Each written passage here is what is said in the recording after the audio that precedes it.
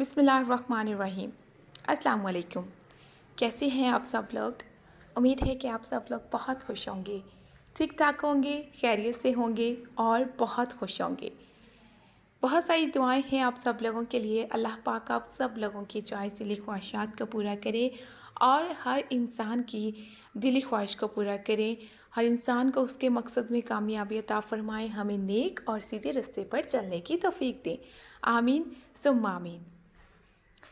हम इंसान हैं, गलतियां हमसे ज़रूर होती हैं और गलतियां होने के बाद वो इंसान बेहतरीन इंसान है जो अपनी गलतियों को मानता है, तस्लीम करता है और माफ़ी मांगता है।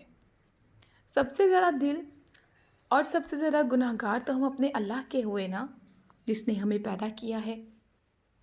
अगर हम किसी इंसान से मोहब्बत कर बैठते हैं और उससे उसका दिल दुखा बैठते हैं तो हमें चैन नहीं आता तब तक जब तक हम उससे माफ़ी ना मांग लें।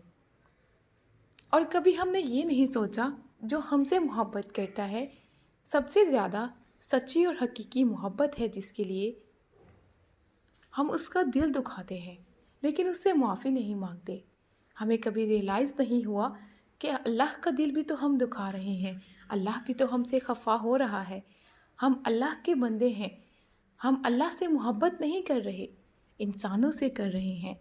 इंसानों की नाराज़गी तो हमें बेचैन कर देती है, लेकिन अल्लाह की नाराज़गी की तरफ हमारा ध्यान ही नहीं जाता। जिसने हमें पैदा किया है, जो हमारी ज़िंदगी में अच्छे इंसान लेकर आ रहा है, क्या हम उसका शुक्र अदा क्यों नहीं कर सकते?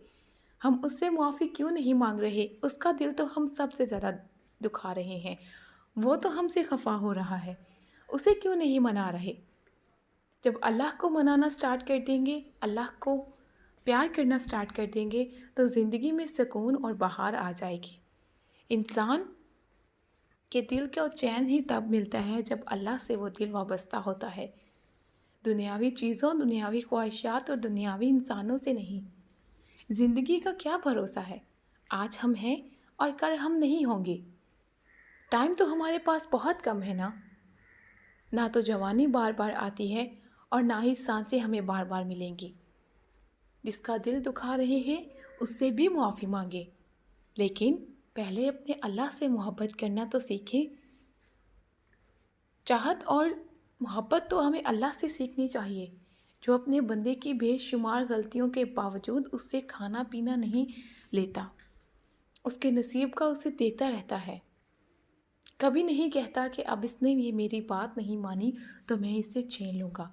वो क्या नहीं कर सकता, वो तो सब कुछ कर सकता है। उसके एक उनकी मोहताज हैं हमारी सांसें भी।